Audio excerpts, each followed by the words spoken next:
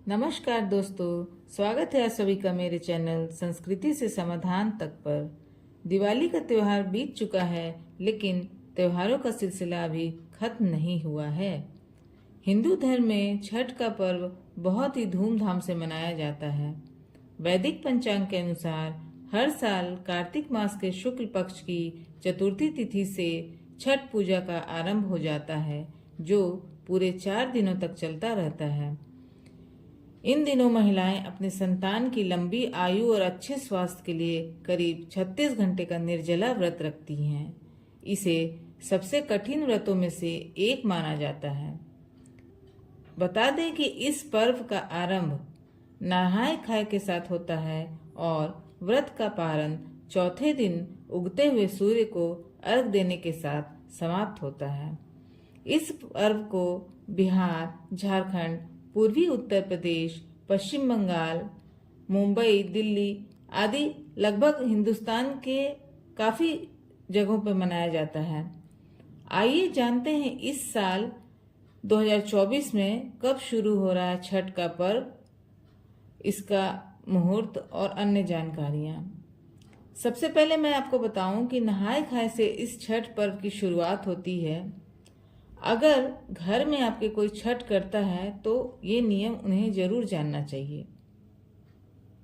हिंदू पंचांग के अनुसार कार्तिक शुक्ल चतुर्थी तिथि के साथ छठ पूजा का आरंभ हो जाता है। इस बार वर्ष 2024 में षष्ठी तिथि 7 नवंबर की सुबह 12:41 से आरंभ हो रही है और 8 नवंबर को सुबह 12:35 पर समाप्त हो रही है।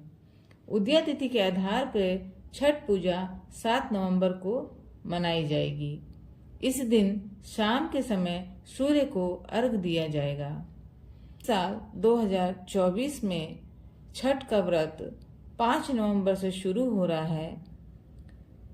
छठ पर्व की शुरुआत 5 नवंबर से नहाय खाए के साथ होगा। अगर आप भी छठ का त्योहार मनाते हैं और छठ की पूजा करते हैं तो ये बात आपके काम आ सकती है। जानते हैं कि नहाय खाए करते समय किन किन बातों का ध्यान रखना चाहिए। सबसे पहले दोस्तों, मैं आपको ये बताऊं कि नहाय खाए नाम कैसे पड़ा।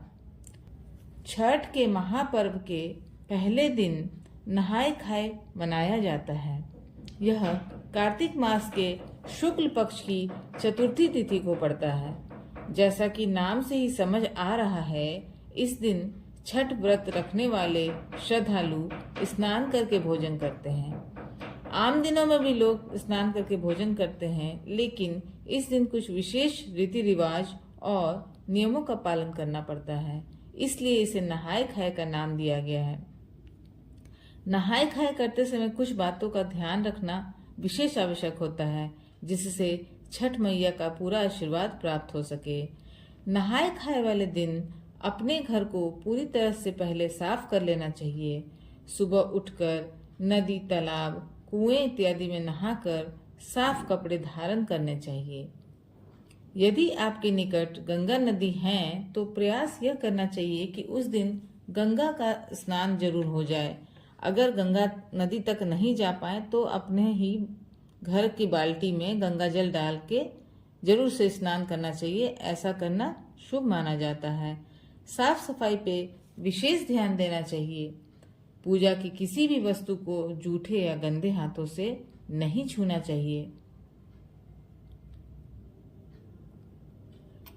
फिर व्रती महिलाएं या पुरुष जो भी व्रत किए हुए हों, वो बिना लहसुन प्याज का भोजन बनाकर उन्हें ग्रहण करना चाहिए। भोजन ग्रहण करने से पहले सूर्य भगवान को भोग लगाया जाता है। इस दिन व्रती सिर्फ एक बार ही भोजन को ग्रहण करते हैं। छठ करने वाली व्रती महिला या पुरुष नहाय खाए के दिन चने की दाल और लौकी, शुद्ध घी में बनी हुई सब्जी ग्रहण करते हैं। उसमें शुद्ध सेंधा नमक ही डालते हैं। घर के बाकी सदस्य भी यही भोजन खाते हैं। इस बात का भी ध्यान रखना चाहिए कि घर के बाकी सदस्य व्रती लोग के भोजन करने के बाद ही भोजन को ग्रहण करें। घर के बाकी सदस्य भी वही खाना खाते हैं जो व्रती खाते हैं। नहाए खाए से छठ पर्व के आखिरी दिन तक मांस मदिरा का सेवन बिल्कुल नहीं करना चाहिए। व्रत के दिन व्रती महिलाओं और पुरुषों को फर्श या चादर पर चटाई बिछाकर ही सोना चाहिए। इसके बाद नहाए खाए के दूसरे दिन खरना का व्रत होता है। इस दिन सुबह से ही भक्तजन निर्जला उपवास करते हैं और शाम में जो छठी माता को भोग लगाते हैं वही भोग लगाने के पश्चात खुद खाते हैं और इस दिन भूमि पर ही सोते हैं।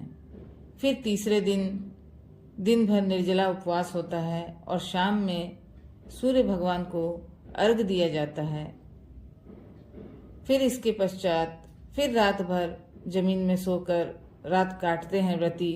फिर दूसरे दिन अंतिम दिन यानी कि सप्तमी के दिन भोर में सूर्योदय के समय सूर्य भगवान को अर्घ दिया जाता है और इसके बाद पारण के साथ इस व्रत की समाप्ति होती है। आशा है दोस्तों नहाए खाए का ये विधि से आप लोग लाभान्वित होंगे। अगली वीडियो में मैं छठ व्रत के और नियमों के बारे में चर्चा करूंगी और छठ व्रत की कथा भी आपसे शेयर करूंगी। तब तक के लिए धन्यवाद।